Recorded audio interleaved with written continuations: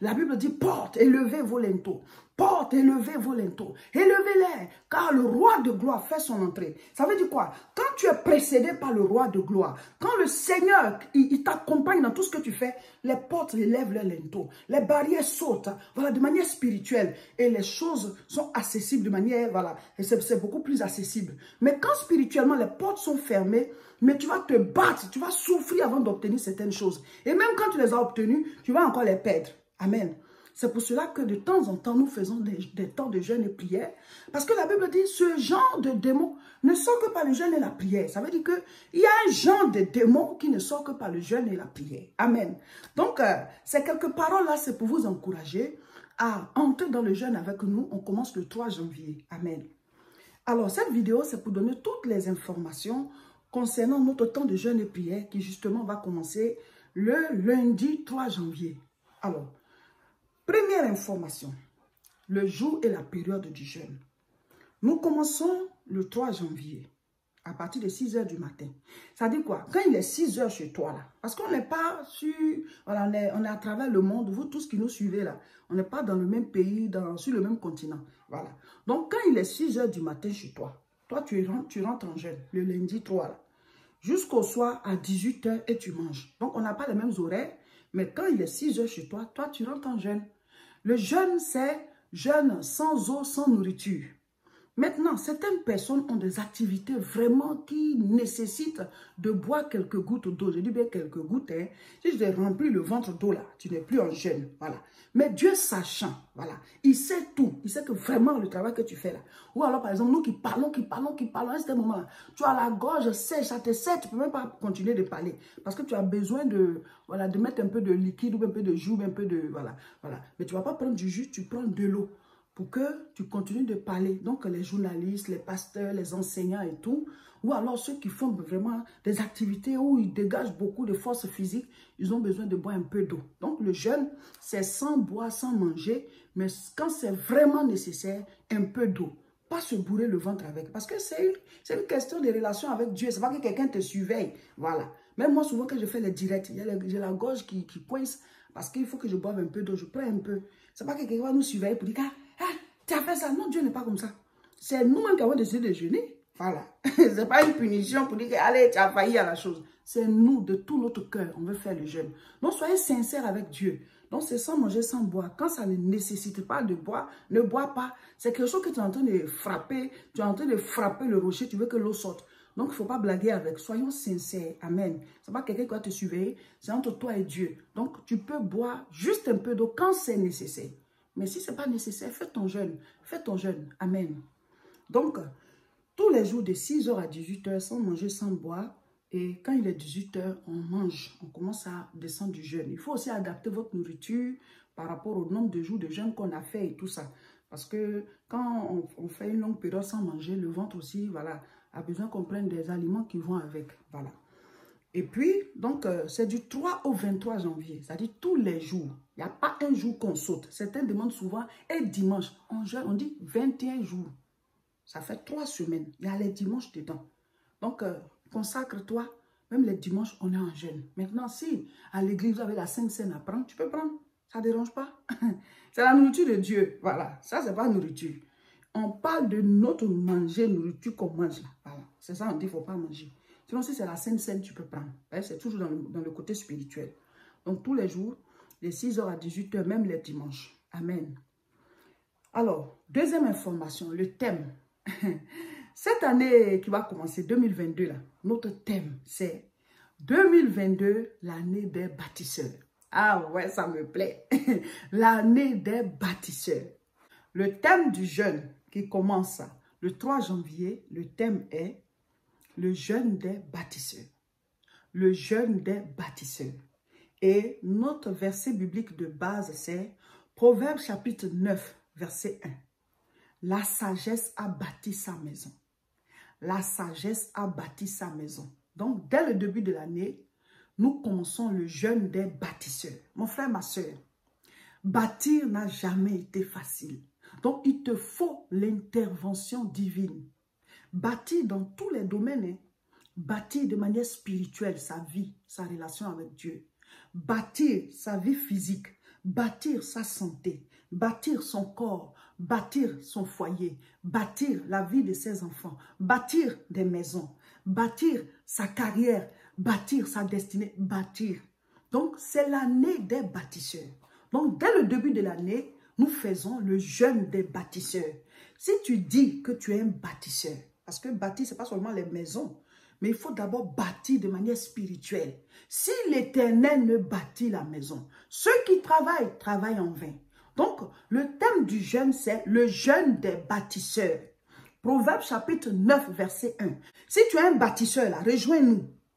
Si tu es quelqu'un que Dieu a envoyé sur terre pour bâtir, ce n'est pas forcément les maisons, hein, mais tout autour de nous doit être bâti.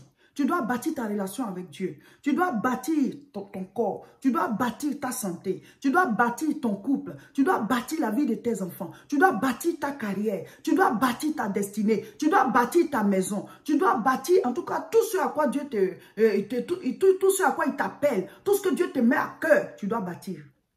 Et notre verset biblique de base, c'est Proverbe chapitre 9, verset 1. La sagesse a bâti sa maison. La sagesse a bâti sa maison. Amen. Donc, c'est ça le thème. Et tout va tourner autour de ce thème. Bâtir, bâtir, bâtir. Mais chaque fois qu'on parle de bâtir, ça va avec la sagesse. Chaque fois qu'on parle de bâtir, ça va avec la sagesse. Amen. Voilà. Concernant les prières, pendant notre temps de jeûne et prière, il faut que chacun de nous prie. Quand on fait nos jeûnes, on ne prie pas ensemble parce que on n'est pas dans le même pays, on n'a pas les mêmes horaires. Donc, on veut habituer chacun à prier. Dieu nous a dit d'apprendre au peuple de Dieu à prier. Donc, on mettra souvent des vidéos d'enseignement, des vidéos de prière, mais chacun de vous doit adapter son programme selon ses activités. Si tu fais un jeûne sans prier, c'est une grève de la faim. Tu dois prier, jeûne et prière, pour que tes prières montent pendant ce temps de privation. Donc, il ne faut pas juste rentrer dans le jeûne et tu ne pries pas. Quand tu ne pries pas, c'est une grève de la faim. Parce que ceux qui font la grève de la faim, eux, ils se privent de nourriture. Donc, si toi, tu fais un jeûne où tu ne pries pas, ben, tu les rejoins. Vous êtes tous dans une grève de la faim. Mais c'est quand on y ajoute la prière que c'est un jeûne. Amen. Donc, jeûne et prière. On se prive de nourriture et on est en prière. Donc, vous devez faire votre programme. Dans la journée, vous devez prier, soit le matin, soit au cours de la journée, selon votre programme de travail ou bien selon vos activités. Donc, au moins 30 à 45 minutes ou bien tout au plus 1 heure du temps où tu pries, tu parles au Seigneur. Pourquoi est-ce que tu es dans ce jeûne? Chacun de nous doit faire une liste de 10 sujets. Ceux qui avaient déjà fait le jeûne avec nous en septembre, on avait chacun ces 10 sujets. Les sujets qui n'ont pas encore été exaucés, vous les remettez à l'ordre du jour.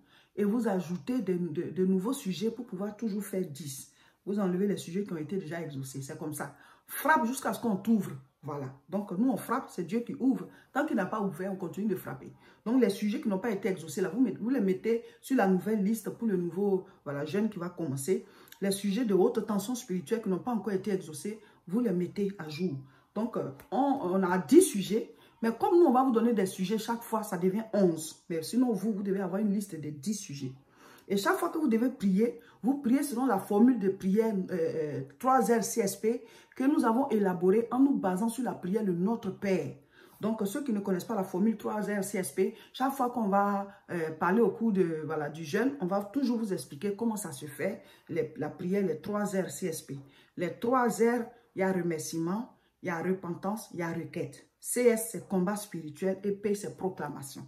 Donc, chaque fois que tu pries, quand tu fais ces différentes étapes, au moins quand tu as fini la prière, tu sais que tu as fait tout ce qu'il fallait faire dans une prière normale. Donc, tu allonges ou bien tu raccourcis selon le temps que tu as. C'est comme ça. Donc, vous devez prier dans la journée, dans la soirée, dans la journée, dans la soirée. Amen. Maintenant, tous les vendredis soirs, chacun doit faire une mini-veillée. Pendant votre tension spirituelle, on a fait mardi soir et vendredi soir. Celui qui veut continuer les mardis soirs, il peut continuer. Mais souvent dans les jeûnes, c'est les vendredis soirs qu'on fait la mini-veillée. Ça peut être 1 heure, ça peut être 1h30, mais ne fais pas moins d'1 heure. Tu peux même aller jusqu'à 2 heures. Ça dépend du temps que tu as. Donc, c'est toi qui vois à quel moment tu commences. Mais vous devez faire la mini-veillée personnelle tous les vendredis pendant ce temps de jeûne et prière. Pour pouvoir, c'est comme si vous êtes en train d'enfanter votre destinée dans la prière. Donc, ne jeûnez pas sans prier. Tous les jours, On prie dans la journée, dans la soirée, dans la journée, dans la soirée. Et les vendredis, on fait veiller personnelle d'1 heure ou bien 1h30 ou 2 heures. Ça dépend de vous. Et chaque fois, vous priez avec vos 10 sujets. Ne faites pas ce jeûne sans prier. Voilà, c'est pour que nos prières montent à Dieu. Donc, si tu ne pries pas, qu'est-ce qui monte? Amen. Voilà. Voici en ce qui concerne les prières. On ne va pas se retrouver à 1 heure pour prier ensemble.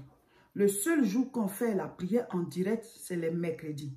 Mercredi à 12 heures, heure de France, on est en direct. Mais comme certains, peut-être à cette heure-là, ils dorment. Parce que pendant qu'il fait jour ici, il peut faire nuit quelque part.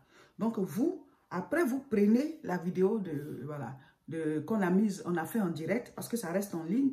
Et vous priez avec, vous suivez les différentes étapes qu'on a faites. Comme ça, tout le monde est au même niveau. Amen. Donc les directs, c'est les mercredis, 12 heures de France. Si vous pouvez vous connecter, vous vous connectez. Ou alors vous prenez la vidéo après, vous priez avec, vous suivez les enseignements. Donc les mercredis, on ne mettra pas de vidéos en ligne. Parce que chaque jour, pendant le temps de jeûne et prière, on met des vidéos soit d'enseignement, soit de prière, soit d'enseignement, soit de prière, qui est comme la nourriture spirituelle pendant ce temps de jeûne et prière. Les mercredis, c'est la vidéo du direct. C'est ça qui est en même temps la nourriture du jour. Donc, vous qui n'avez pas suivi, vous partez prendre ça après et vous suivez, vous priez avec. Alors, la lecture biblique, la méditation de la parole de Dieu durant notre temps de jeûne et prière. Nous sommes présentement dans le livre de 1 Roi. Donc, nous continuons avec ça. Le dimanche 2, on va lire 1 Roi chapitre 5. Donc, le lundi, on commence dans le jeûne 1 Roi chapitre 6. Voilà, donc le lundi, là, nous lisons 1 Roi chapitre 6. Le mardi, 1 Roi chapitre 7. Le mercredi, 1 Roi chapitre 8. Donc, on continue avec le livre de 1 Roi durant tout le jeûne. Et quand 1 Roi va finir, on entame en même temps 2 rois. Voilà. Pour qu'on puisse aller même jusqu'à fin janvier. Parce que votre tension spirituelle, c'est novembre, décembre et janvier. Voilà. Et après ça, maintenant, chacun va méditer, voilà, selon son propre rythme. Et encore, dans le mois de mai, on va faire un autre jeûne. Vous savez qu'on a 21 jours à faire. Si on se suit comme ça, vous allez devenir spirituel. Parce que c'est la direction que Dieu nous donne. Et mon mari et moi, on avait l'habitude d'appliquer toutes ces choses. Et le Seigneur nous a dit de proposer en ligne. Et ses enfants, ceux qui veulent bien, vont le faire avec nous. Donc, on se suit. Le Seigneur donne la direction et on applique. Donc, appliquez. Voilà, donc méditez. On ne peut pas jeûner, prier sans lire la Bible. La parole de Dieu, c'est ça notre nourriture. C'est ça notre nourriture spirituelle. Nous, on va mettre les enseignements en ligne. Mais vous-même, vous devez méditer la parole de Dieu parce que tout part de la parole. Amen. La Bible dit la foi vient de ce qu'on entend. Ce qu'on entend vient de la parole de Dieu. Donc, on médite 1 Roi, on continue. À partir du lundi 3, on doit lire 1 Roi chapitre 6 parce que le dimanche, on lit 1 Roi chapitre 5. Amen. Donc, c'est un chapitre par jour. Maintenant, je vais répondre à quelques petites questions qui reviennent chaque fois qu'on fait le jeûne. Est-ce qu'on peut se lever tôt pour manger avant 6 heures? Mais ça dépend de vous. On dit que le jeûne commence à 6 heures. Donc, il y a des questions qu'on ne doit même pas poser. Si avant 6 heures, tu veux manger, tu manges. Vous comprenez? On n'a pas tous le même ventre. Hein? Voilà, il y en a qui boivent du jus. Il y en a qui font voilà, de la compote de fruits, qui prennent ça juste avant que ça ne commence. Ça dépend de vous. Mais on dit à partir de 6 heures, on ne mange plus. Donc, avant 6 heures, c'est toi qui gères.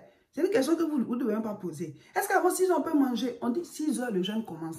Donc, avant ça, là, tu peux manger. Voilà. Si tu vas te lever très tôt pour manger avant que 6 heures n'arrive, ça dépend de toi. Ce n'est pas un péché. De même manger, ce n'est pas un péché. Ce n'est pas un péché, c'est nous qui avons décidé de jeûner. Donc, avant 6 heures, si tu veux manger quelque chose, tu manges. Mais à partir de 6 heures, on ne mange plus. Si avant ça, tu veux manger, tu peux manger. À partir de 18 heures aussi, c'est là qu'on mange. Avant 18 heures, on ne mange pas. On est en jeûne et prière. Voilà. Il y a une question aussi qui revient très souvent. Servante de Dieu, on est marié. Et par rapport à, voilà, au devoir conjugal, voilà, pendant le jeûne, est-ce qu'on a les rapports sexuels et tout ça? Le jeûne, c'est de 6 heures à 18 heures. De 18 heures jusqu'à ce qu'il soit 6 heures. Là. On n'est pas en jeûne. Mais il faut déjà avertir vos époux et vos épouses.